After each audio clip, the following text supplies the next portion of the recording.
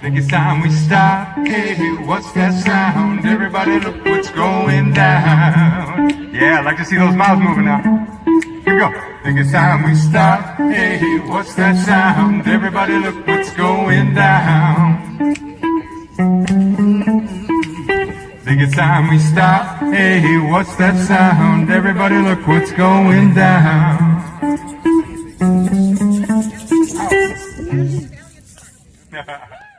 Thank you for coming. I'll start with the thank yous. There's a lot of them, so thank you so much. I'm your host, Jessie Bradish, and when I thought of this event, I had never met Catherine Bunton before. Has anyone here ever met Catherine before?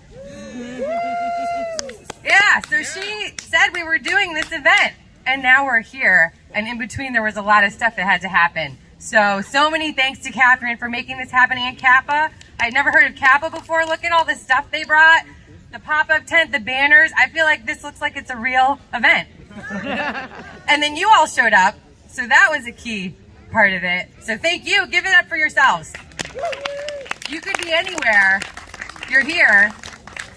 I assume most of you know why, but we will talk about why, just in case some people don't know why they're here, but they think they might be interested in getting more involved.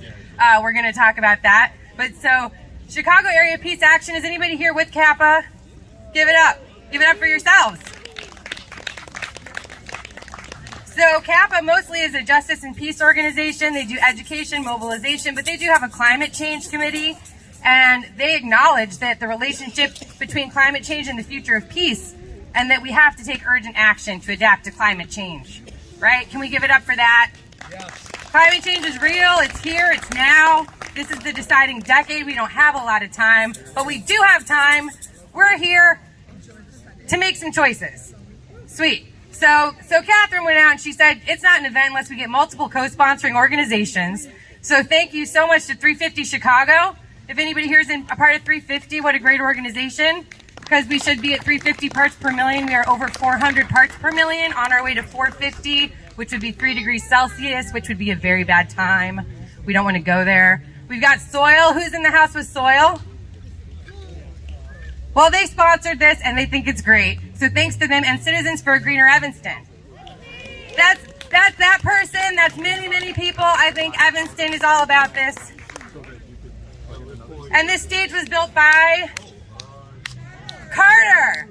There's this stage. I feel safe. There's no step. I will hold your hand if you are speaking and you need a step. Great. Tell me about NEIS. Right there. We couldn't forget NEIS. Nuclear Energy Information Service. Excellent. And so if anybody has a sponsoring organization or an event you want to come talk about, there's an open mic section. I invite everybody to come up. If you have something you want sponsored, a fundraiser, there's a table. Leave any literature you'd like to share with people. And there's a lot of literature about today's event. Cool. Give it up for yourselves one more time. We haven't done that for 30 seconds. Great. So I'm your host. I'm Jessie Bradish. I live in Evanston. I recently moved back to Evanston. And I wanted to host this event today because I've been very concerned about these new pipeline expansions, these new fossil fuel infrastructure developments. Ever since Standing Rock, right? When I first realized we were still making terribly stupid choices when we knew we didn't have the time. So, when I found out about Treaty People Gathering this June, I knew that I had to go. Did anybody here hear about Treaty People Gathering before? Give it up. Did anybody here go to Treaty People Gathering? Awesome. Absolutely. So, Treaty People Gathering was a 4-day event in upstate Minnesota in June, and it was sponsored by the Anishinaabe people asking for allies and agitators to come up and help them stop this pipeline expansion. It's a new pipeline they're building today. It's stupid for like 10 different reasons. I have fact sheets and I will summarize them for you later in this talk. But they invited in, white people into, indigenous spaces. They did ceremony. It was like super inclusive and a really awesome opportunity that's not always available. And we learned how to walk in a good way. We learned we're actually all treaty people. Treaties are the supreme law of the land. If there's any lawyers here that could agree, treaties are the supreme law of the land. So right now, what Line 3 is doing today, it's violating treaty people's rights today that live there, they are still collecting the sacred wild rice that they call manumin from the pristine waterways. They are still hunting and fishing on that land today, right? This is not the past. And we are violating these treaties again today, as though we have never learned, right? Even with the Secretary of the Interior, even with Biden in the White House, saying that he cares about climate change. Why the heck are we allowing a Canadian multinational oil company to build a pipeline through 200 bodies of water, including under the headways of the Mississippi River, that's going to pump tar sands? Who here's heard of tar sands? Okay, this isn't your dad's oil.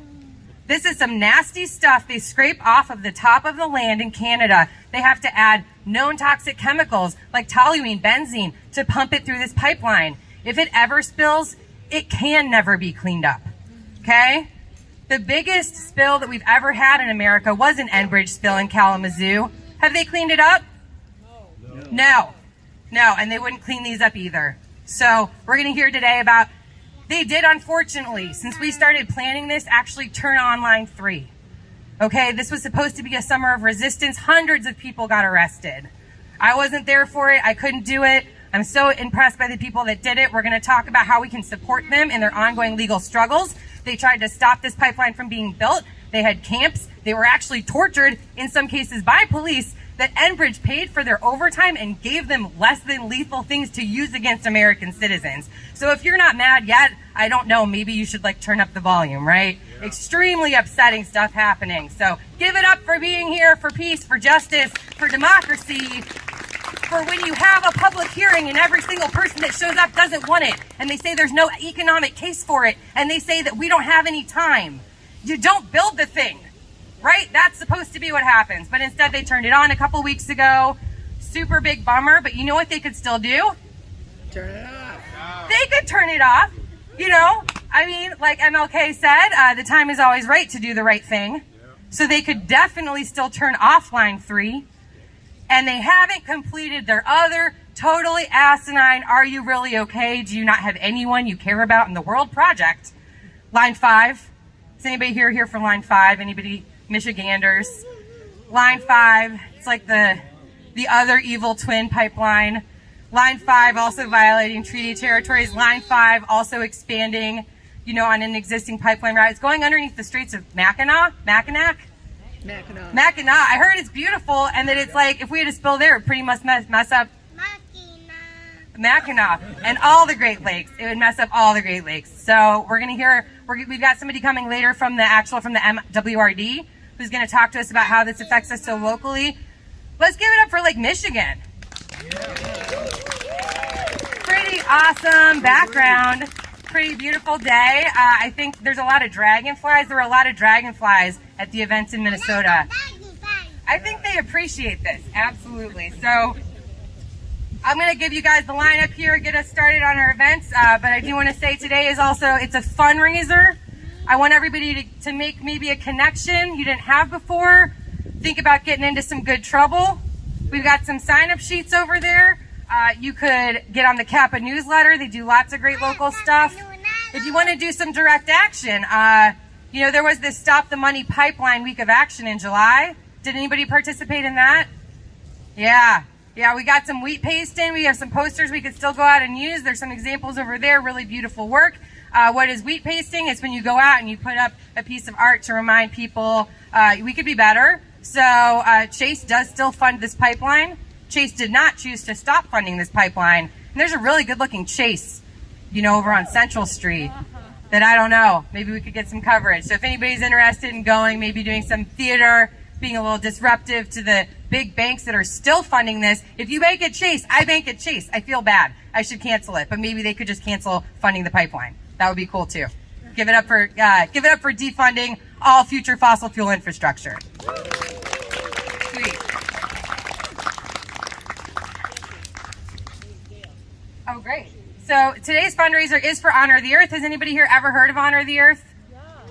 Awesome. So it's a fundraiser, and it's Earth.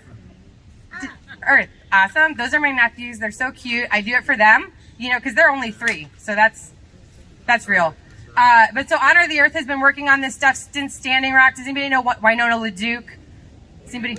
Winona LaDuke. She ran for the Green Party as the vice presidential candidate in 96 and 2000 with Nader on the ticket.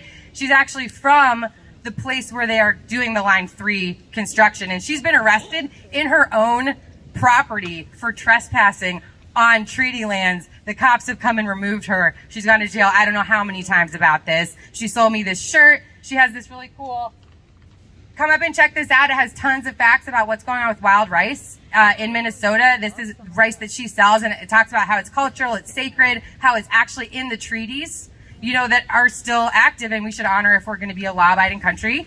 So they are continuing to fight. They're fighting to turn off Line 3. It is a 501c3, so it is a tax-deductible donation, so I hope that makes you feel really confident. There's information over there. We can take a check. You could do cash. You could do I've got a QR code if you want to do PayPal. If you forgot your cash, we can come home with you to your house and get it. Just kidding, only a little bit. When I go to this stuff, usually it's in the city or it's in Pilsen, right? And I wanted to recreate, this is an event that I saw in Pilsen, and I thought that's far away for everybody on the north side. We can't go. But I think there's a lot of liberals here that maybe have a lot of money, maybe some guilt. Maybe you want to turn that guilt into like a very nice donation. Migway means thank you. Okay, cool. All right. Without further ado, let's get into the lineup. We've got a really awesome lineup today. So that was just an opening. You know, why do we care? What can we do? We can give money. You can always go to the front lines. You can always volunteer, right? People are waiting for you to come up and show up. It's really awesome. I think getting engaged like that is just really good for your heart medicine too. We're going to hear from some actual people that spent more time on the front lines, actually in the camps for the summer. We're going to hear from Caden Mills. We're going to hear from Lucy London. They were up there. They go to Northwestern. Super excited. Give it up for anybody who went up and spent time. Yeah. Putting your bodies on the line is a little intense, but it shows you mean it. And then we're going to hear some updates about Michigan's Line 5, the drilling under the streets of Mackinac. We've got Jane Goldenberg here from Climate Reality Chicago. Comms are for Climate Reality Chicago. Thank you, Jane, for showing up. Give it up for Jane. Good job, Shaker Humans. All right. And then we're going to hear from Josina Morita, who's our MWRD commissioner and is actually running for a county seat. So I'm excited to hear more about how this really relates to us. This is the most awesome thing to live on a Great Lake. Who here has ever moved away and realized how awesome it was and you never knew? Right? And like when you're showering, you're putting a bucket in it and it's like fire level red all the time. It's not fun. It's just not fun. This place is awesome. And we're going to have a Cantastoria, which is a song with pictures that are going to tell a story about Line 3. And there's going to be more music. There's an open mic. Does anybody here have something they're going to share at the open mic? Yes. Great. A few more. Perfect. And then that's it. So here to start us off with a land acknowledgement, we have Dale. Dale, I don't know your last name. Thank you so much. I believe Dale's with Kappa. Dale's a tireless volunteer for Kappa. And we're so excited. Thank you for providing our